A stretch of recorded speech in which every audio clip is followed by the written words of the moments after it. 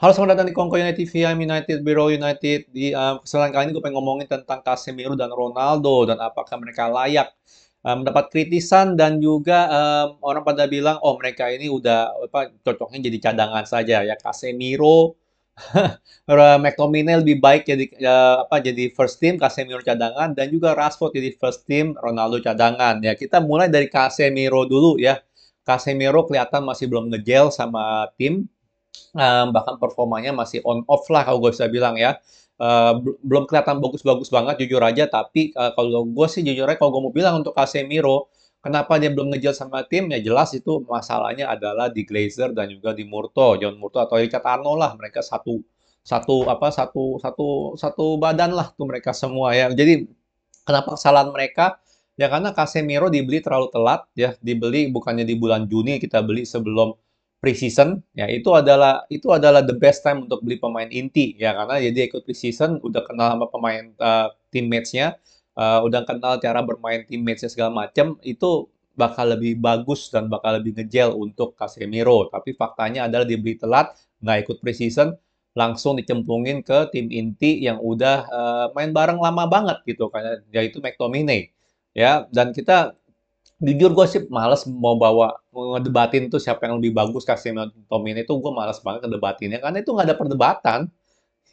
Nggak ada perdebatan sama sekali gitu loh, bener nggak? Karena ya Casemiro is world class, McTominay is ya kelas baru bagus gitu kan ya, baru main bagus. Dan faktanya adalah setiap kali gue liat Casemiro main, walaupun dia belum ngejel sama teman-temannya, em, ya dia lebih lebih lebih apa lebih tenang satu daripada McTominay yang gerasa kerusuk. Ya mungkin itu sebuah kualitas plus minus lah. Mungkin kalian lebih suka yang gerasa kerusuk kayak McTominay setiap pertandingan kaki kuning atau apa gitu kan ya. Tapi dia lebih tenang, dia lebih bisa ngebaca permainan, dia lebih bisa jadi holding midfield sendirian, dia lebih bisa move the ball forward ya. Jelas dia punya passing ke beberapa gue lihat masih suka short ya, masih suka short. Tapi di luar dari itu dia bisa gitu loh. Dia bisa jadi DM sendiri. McTominay enggak. Ya, kalian jangan lupa ya selama 2 tahun ini McTominay selalu eh, apa namanya yang memberikan kita masalah karena dia nggak konsisten. Ya, kadang main bagus, kadang main jelek, rasa kusuk segala macam. Ya kan, dan passing skill ya baru akhir-akhir ini kelihatannya mendingan, ya mendingan. Ya jadi holding midfield sendirian nggak bisa dia sama sekali. Ya dia pasti harus ditemenin. Ya sebelumnya ditemenin Fred.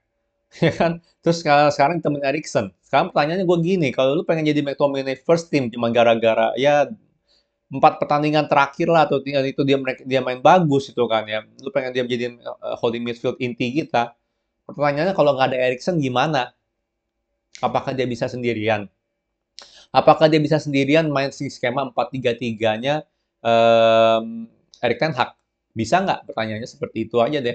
Ya, gue yakin jawabannya adalah enggak. Mungkin mungkin ya dengan jalannya waktu dia lebih bisa berkembang lagi ya dan menjadi holding midfield yang world class sendirian di belakang gitu ya ala ya jangan bilang Casemiro lah ngomongnya ala Declan Rice atau apa gitu. Mungkin mungkin masih bisa. Tapi faktanya untuk sekarang ini gue nggak melihat McTominay itu jauh lebih di atas dari Casemiro. Ya kecuali emang dia punya performa performa timnya aja gitu loh ya itu yang cukup bagus. Tapi dari segi individu gue nggak melihat dia di atas Casemiro. Kalau Casemiro udah ngegel bareng tim-tim match yang lain ya dengan Manchester United yang lain, gue yakin 100% ya, gue yakin dia bisa main sendirian di belakang, nggak perlu dibantuin Erikson.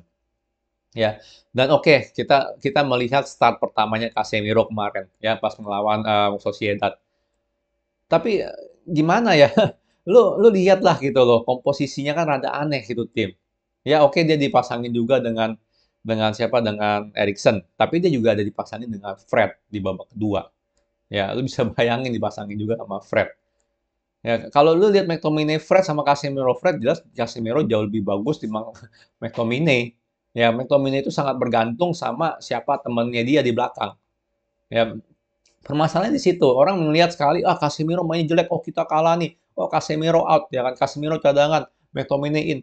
Ini yang gue bilang mentalitas yang apa ya? Katanya percaya proses, bener nggak? Ya kan, tapi lu lihat Casemiro langsung dicemplungin ke dalam tim, belum main bagus. Gue bilang sih dia nggak main jelek juga, jujur ya. Belum main bagus, oke lah, standar gitu mainnya, tapi langsung dicecer gitu loh. Ya, Gue berani jamin 100% pada saat McTominay main nggak bareng Eriksen, ya bareng orang lain, yakin gue dia bakal jelek. Ya. Ataupun dia walaupun bareng Eriksen tapi nomor 10-nya Fred, gue yakin dia nggak bakal bersinar. Ya. Karena gimana pun juga Casemiro itu dicemplungin ke yang bukan tim inti juga kan, benar nggak? Walaupun dia bareng Eriksen tapi nomor 10-nya Fred. Sama aja bohong gitu kan. Benar nggak?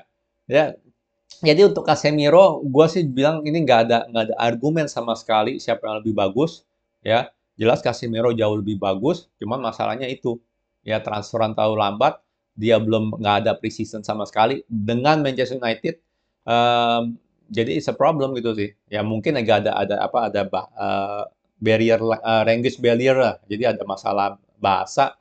Tapi di luar dari itu ya gue bilang sih kalau kita kasih waktu untuk Casemiro, gue yakin dia jauh bisa bersinar dibanding McTominay dari pengalaman, dari skill, dan ya dari fungsi pun dia jauh lebih baik dari McTominay.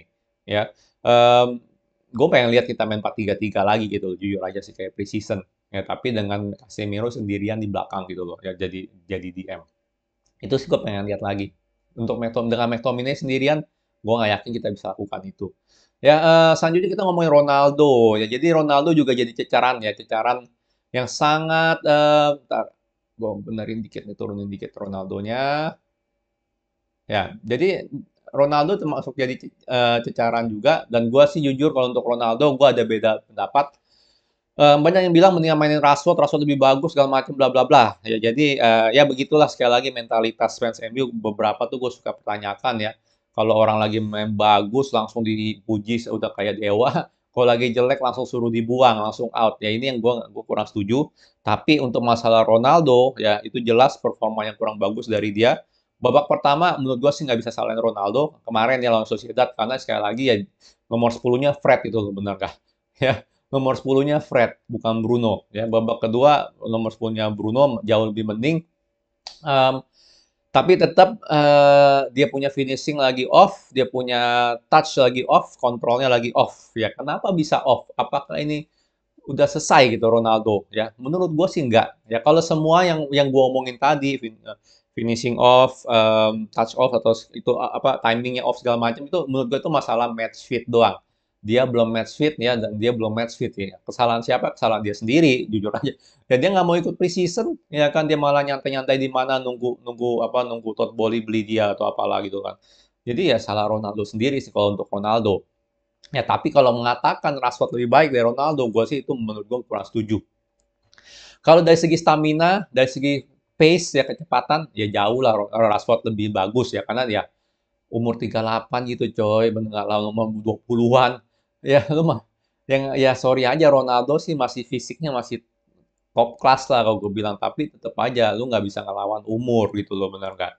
Ya, Ronaldo bisa cepet, mungkin 2-3 detik, habis itu gasnya habis kan kayak kemarin kita lihat ya. Tapi itu mungkin juga faktor belum fit-fit banget ya. Orang bilang, oh dia bilang sendiri juga kita lihat dia masih latihan di gym lah, bener nggak pada saat preseason ya itu beda jauh lah. Lu latihan di gym sama lu latihan on the training pitch itu beda jauh 100% ya. Jadi itu yang menurut gue sih problem utamanya Ronaldo sih bukan karena dia udah turun banget gitu ya, udah nggak layak lagi jadi starter, tapi masalahnya dia belum match fit, dan itu pun karena dia sendiri yang nggak mau ikut preseason.